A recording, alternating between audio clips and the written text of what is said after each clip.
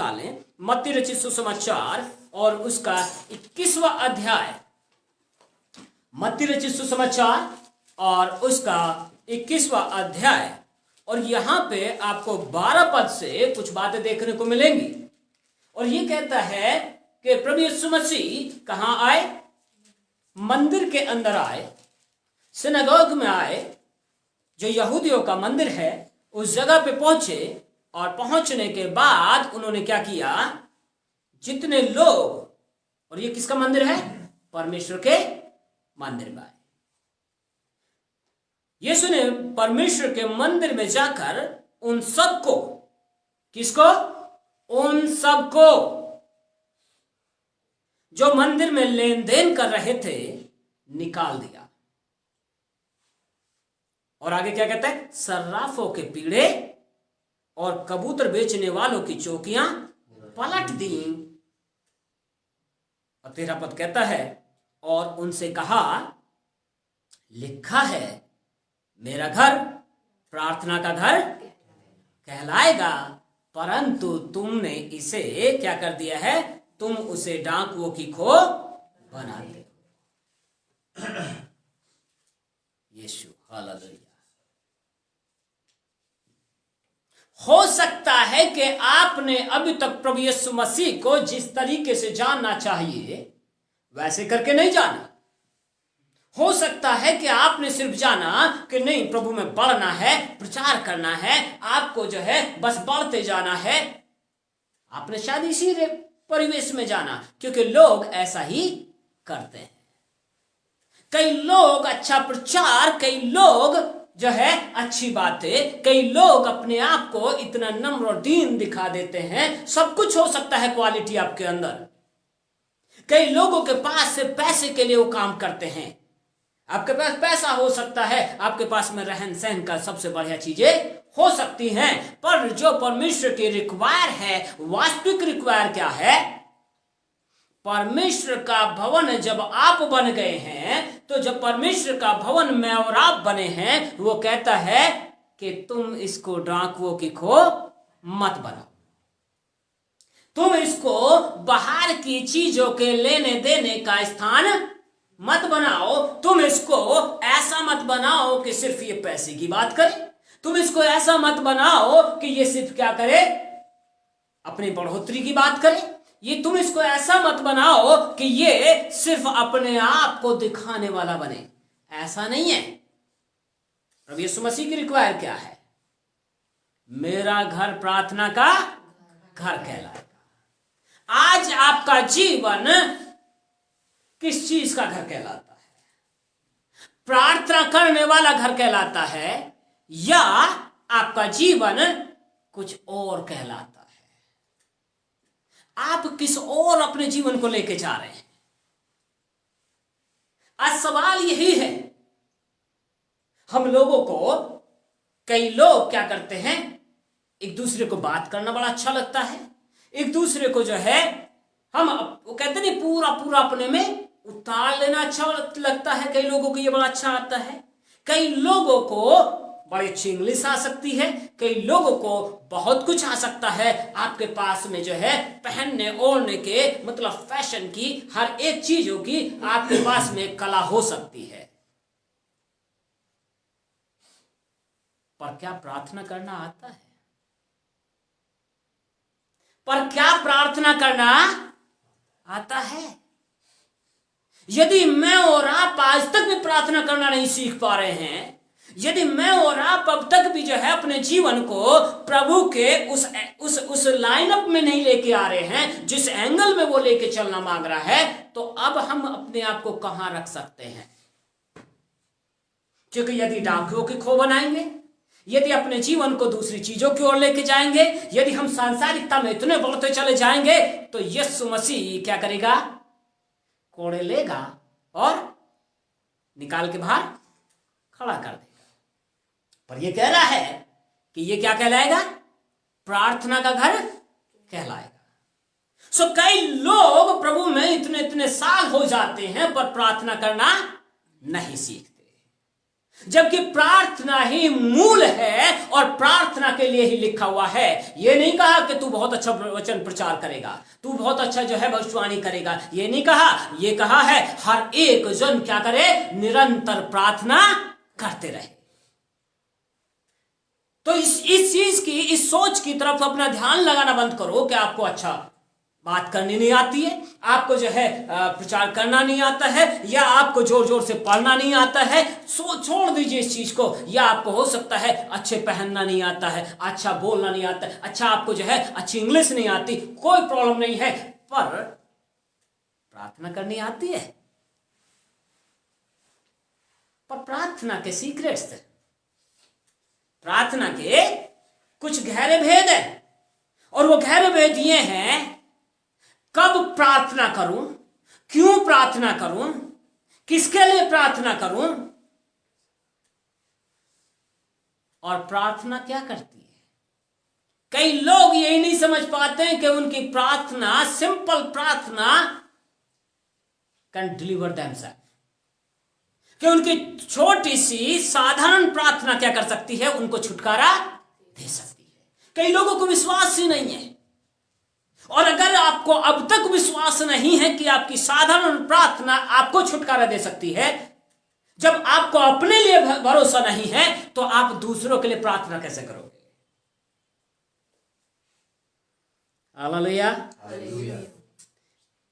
जब तक आपको अपने ऊपर भरोसा ये नहीं होगा कि आपकी छोटी सी प्रार्थना आपको छुटकारा देगी, तो आप दूसरों के लिए प्रार्थना भी नहीं कर सकते। निरंतर प्रार्थनाओं के लिए जरूरी है दूसरों के लिए भी प्रार्थना करना। निरंतर प्रार्थनाओं के लिए जरूरी है प्रार्थना के भेदों को समझना।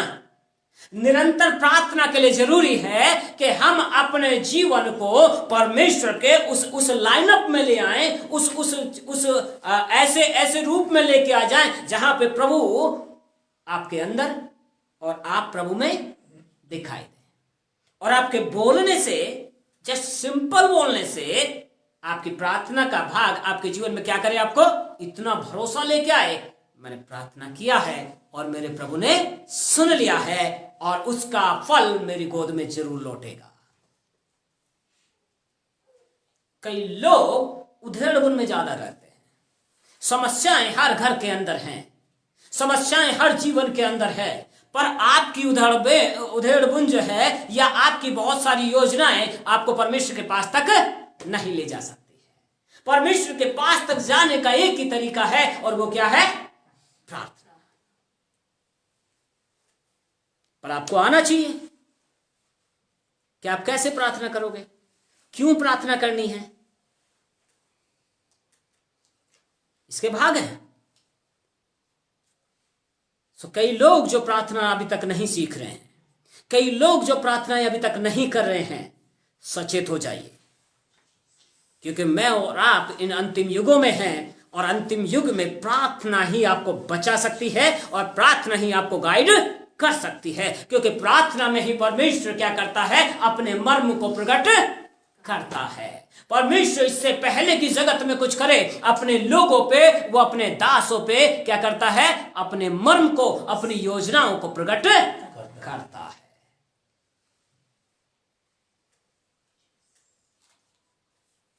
क्या आप पे अपने जीवन की योजना आज तक प्रकट हुई है? मेरा सवाल आपसे है, क्या आपसे अब तक अपने जीवन की योजना परमेश्वर ने प्रकट की है? यदि नहीं तो ठहर जाइए, ज्यादा इधर उधर की ना सोचिए, घुटने टिकाइए, प्रभु के चरणों में चले जाइए, ताकि प्रभु आपके जीवन की योजनाओं को आपके जीवन में प्रकट कर सके। क्योंकि जो व्यक्ति प्रार्थना में अपने आप को रखता है, वो सारी गंदगी से छूट जाता है। सिर्फ वचन पढ़ने से आपका भला नहीं होगा, वचन आपको भेदों को प्रकट करेगा, पर भेद उस जीवन में प्रकट होते हैं जहां पे प्रार्थनाएं होती हैं। 2 मिनट की प्रार्थना से काम नहीं बनने वाला, उस गहरे में जाइए जहां पे जाल भी क्या हो जाए, फटने लग जाए। प्रार्थना में अपने आप को रखिए प्रभु, और यदि आपका भरोसा प्रार्थना में नहीं है तो किस पे होगा? क्योंकि यदि आपका भरोसा प्रार्थना में नहीं होगा तो आप क्या करोगे? आप इधर उधर ताकोगे, कहां से मेरी मदद मिलेगी, कहां से मुझे कुछ होगा, कहां से मैं कुछ पालूं। लेकिन बाइबल क्या कह रही है भजन संहिता 121 में? मैं अपनी आंखें कहां लगाऊंगा? पर्वतों की ओर लगाऊंगा, क्योंकि मेरी सहायता कहां से आती है? परमेश्वर की ओर से आती है। पर्वतों की ओर मतलब उस परमेश्वर की ओर लगाऊंगा, उस चट्टान की ओर लगाऊंगा जिससे मेरी सहायता आती है, क्योंकि वही आकाश और पृथ्वी का करता है प्रियो।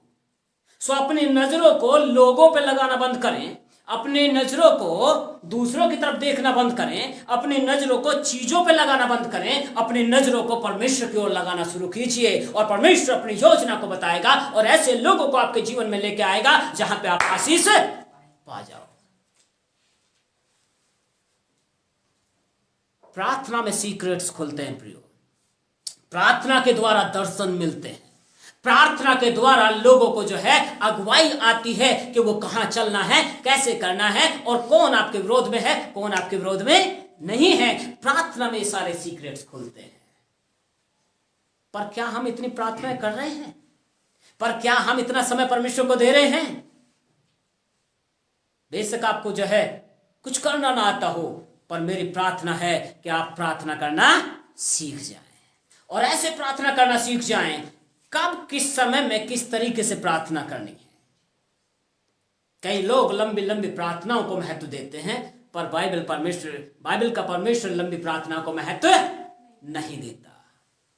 भरोसे की प्रार्थना, एक क्षण की प्रार्थना, एक शब्द की प्रार्थना, भरोसे की प्रार्थना, अगर आपकी भरोसे की प्रार्थना है आपके लिए उत्तर है। अगर आपकी भरोसे की प्रार्थना है तो रास्ते खुलेंगे। अगर आपके भरोसे की प्रार्थना है तो जीवन में बदलाव आएगा। अगर आपके भरोसे की प्रार्थना है तो मेरे प्रियो, कोई आपको गलत चीजों में लेके नहीं जा पाएगा। हम दूसरों के बहकावे में इसलिए आ जाते हैं, हम दूसरों के उस सानिध्य में इसलिए चले जाते हैं, क्यों? क्योंकि हम प्रार्थना में समय नहीं बिताते। दूसरों के कहने में हम इसलिए आ जाएंगे क्योंकि आपके पास कोई कहने वाला नहीं है। कोई कहां पे कहेगा आपको? और आपके पास कौन होना चाहिए कहने के लिए? परमेश्वर होना चाहिए। इसलिए उसने कहा है मेरी नजदीकी में चल और क्या होता जा? सिद्ध होता जा। हम सिद्धता कहीं और ढूंढते हैं, हम सिद्ध होने की कोशिश कहीं और ढूंढते हैं।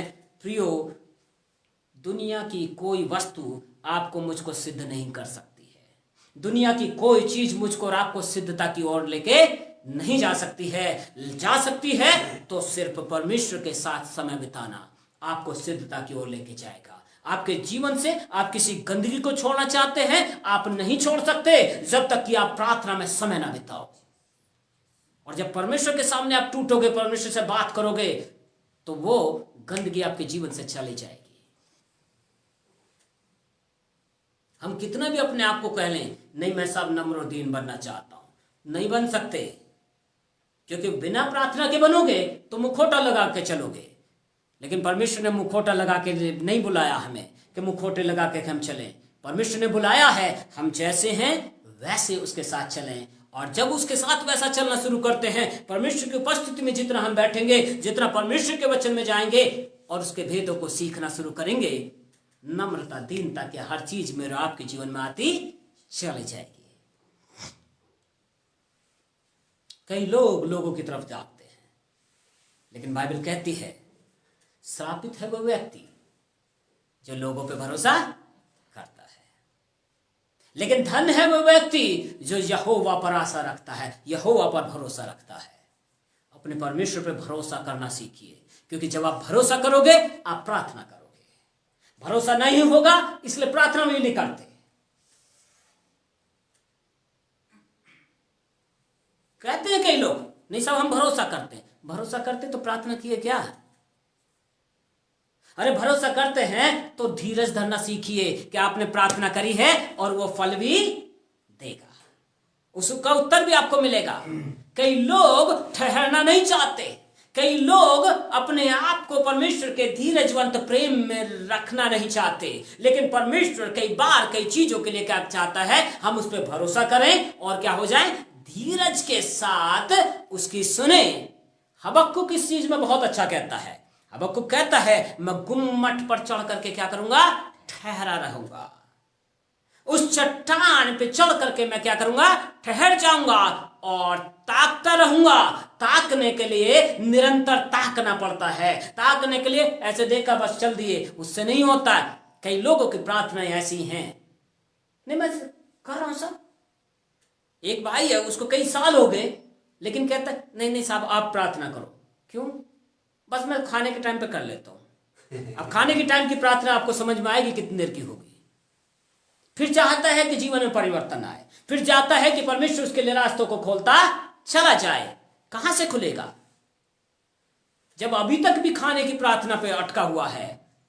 यही समझ नहीं आ रहा है कि उसको परमेश्वर के साथ समय बिताना है, एकांत में बैठना है। सिर्फ गीत गाने से भला नहीं होता, परमेश्वर के साथ एकांत में शांत, कई बार जोर से आवाज के साथ, कई बार बिल्कुल शांति के साथ बैठना पड़ता है। परमेश्वर का आत्मा जैसे अगुवाई करे वैसे करना शुरू करें और तब देखिए आपके लिए कैसे राहें खुलती हैं। कई लोग समय नहीं बिताते, 1 सेकंड की प्रार्थना है ना, जैसे बच्चे लोग करते हैं। परमेश्वर ने बच्चे रहने के लिए बुलाया क्या? अगर किसी का बच्चा बच्चा ही रहे, उनको अच्छा लगेगा? फिर उसको बढ़ना जरूरी है। परमेश्वर की मनसा यह है कि हम बढ़ें और सही तरीके से बढ़ें, और ऐसे बढ़ें जहां पे फल लगे। आमेन, आमेन। जहां पे फल लगे। अगर जिंदगी में फल नहीं आ रहे हैं तो सोच लीजिए हम में कहीं ना कहीं गड़बड़ है। परमेश्वर में गड़बड़ नहीं है, परमेश्वर वहीं का वहीं है। गड़बड़ हम में है और हम गलती कर रहे हैं क्योंकि हम उसके साथ समय नहीं बिता रहे। हमारा भरोसा लोगों पे जा रहा है, हमारा भरोसा किसी दूसरी चीजों पे जा रहा है। इसलिए क्या होता है, हम समय बिताना ही नहीं चाहते। लेकिन अगर हम परमेश्वर के साथ समय बिताएंगे प्रियो, तो लोगों पे भरोसा नहीं होगा। आप सही के साथ सही और गलत के साथ आपको उसको गलत कहने की हिम्मत रखोगे आप। लेकिन कई बार हम गलत इसलिए नहीं कहते लोगों को, क्यों? क्योंकि हम खुद गलत करते हैं। लेकिन प्रार्थना आपके जीवन को ऐसा तराश के रख देगी कि आप गलत कहने की हिम्मत रख पाओ, क्योंकि आप अपनी गलतियों को भी उजागर करोगे। मुझ में कमी है, हाँ मैं ऐसा हूं, क्योंकि हम परमेश्वर के एकांत में भी परमेश्वर के सामने कहने की हिम्मत नहीं रख पा रहे। वो इसीलिए क्योंकि हम प्रार्थना में समय नहीं बिता रहे। अगर हम प्रार्थना में समय बिताएं तो हमारा जीवन डाकुओं की खो नहीं बनेगा, हमारा जीवन जो है उथल पुथल में नहीं चलेगा। अगर हम प्रार्थना में अपने आप को रखें तो हमारे जीवन के अंदर जो है बेचैनी नहीं होगी, हमारे जीवन के अंदर कोई गलत चीज प्रवेश नहीं करेगी, क्योंकि हम सोच में इतना चले जाते हैं कि गलत चीजें प्रवेश करने के लिए उनको मौका मिल जाता है। पर हम परमेश्वर के सम्मुख बैठना शुरू कर दें, और परमेश्वर के सामने क्या है, कोई गलत चीज आएगी क्या? नहीं आएगी। हम प्रभु की उपस्थिति में रहना सीखें, हम प्रभु के सम्मुख अपने आप को रखना सीखें। इसलिए दाऊद कहता है भजन संहिता में जो है, मैंने अपने प्रभु को अपने क्या कर रखा है, सम्मुख रखा है। एक जगह कहता है मैंने अपने दाहिने रखा है, ताकि मैं डिग ना जाऊं, मैं गिर ना जाऊं। आपने प्रभु को कहां रखा है? सामने है या अपने दाहिने रखा है या कहीं और है? क्योंकि बाप अपने बच्चों का दाहिना हाथ ही पकड़ के चलता है। माँ बाप क्या करते हैं? दाहिना हाथ ही पकड़ के चलते ना। लेकिन कई बार हम इस भेदों को नहीं समझ पाते। परमेश्वर आपके हाथ को पकड़ के आपको चलाना चाहता है, इसलिए उसको अपने दाहिने रखिए, ताकि जब भी आप गिरने को हो वो आपको संभाल ले। अपने सम्मुख रखिए, ताकि कोई आपके जीवन पर हावी हो नहीं आ पाए, कोई आपके जीवन को बरगलाने ना पाए। लेकिन हम इससे पहले कि परमेश्वर के वचन में अपने समय को बिताएं, इससे पहले कि हम प्रार्थना में अपने समय को बिताएं, हमारे समय को तो कोई और ही ले जाता है। गलत विचार ले जाते हैं, लोगों के फोन कॉल्स ले जाते हैं, और उनसे बचे तो जो हाथ में है फिर वही ले जाता है पूरा समय। प्रार्थना में रखिए, डाकुओं की खो न बनने दें, ताकि परमेश्वर इसमें रहे, और जब परमेश्वर रहेगा आशीषित हो गए। आमेन। आइए अपनी आंखों को बंद करें और प्रभु से कहें, प्रभु मेरे जीवन को ऐसा अनुग्रह कर ताकि मैं अपने आप को प्रार्थना में रखूं, तुझको अपने सम्मुख रखूं, तुझको अपने दाहिने रखूं, ताकि मैं डिग न जाऊं। पवित्र आत्मा, आज हमारी यही मनसा है, यही प्रार्थना है, तू ऐसा अनुग्रह का हाथ रख। मैं अपने आत्मदेह प्राणों को, पूरे घराने को, कलीसिया को प्रभु आपके लहू में समर्पण कर देता। अब तेरी दया का हाथ पिता एक एक जीवन के ऊपर मांग लेता। हर एक जो यहाँ पे बैठा है, हर एक जो ऑनलाइन सुन रहा है पिता, एक एक के जीवन पे तेरा कब्जा हो, और सबके सब हर बातों के लिए प्रार्थना करने वाले हो जाए पिता, क्योंकि तूने कहा है निरंतर प्रार्थना करो ताकि परीक्षा में ना पड़ो। पिताजी, आज हमारे जीवनों पे ऐसी दया का हाथ रख ताकि हम हर पल तुझसे बात करने वाले हों, हर पल प्रभु राजा हम तेरी ओर ताकने वाले हों, और तेरी नजदीकी में बढ़ते चले जाए पिता, क्योंकि प्रार्थना में तू मिलता है प्रभु। तू ही अपने लोगों को आशीषित करता है, क्योंकि वचन कहता है कि तू अपने मंदिर के ओ प्रभु राजा उन उत्तम उत्तम पदार्थों से तृप्त करता है। पवित्र आत्मा सहायता मदद कर। अब हर एक जीवन को तू ऐसा अनुग्रह कर ताकि प्रभु राजा तेरी ओर ताकते रहे, तुझसे लिपटे रहे प्रभु, अपने आप को तुझ में रखने वाले हो जाए। एक एक जिंदगी को मैं तेरे चरणों में समर्पण कर देता, और उसके बाद भी जो लोग सुनेंगे उनके जीवन पे भी तेरा अनुग्रह होने पाए, ताकि वो सबके सभी प्रार्थना में अपने आप को रखने वाले हो जाए पिता। हमारे मनों को इधर उधर की बातों से हटा और अपनी ओर लेके चल प्रभु जी। अब सारा आदर महिमा आपको देते, मसीह यीशु के जीवित नाम से मांगते, आमीन।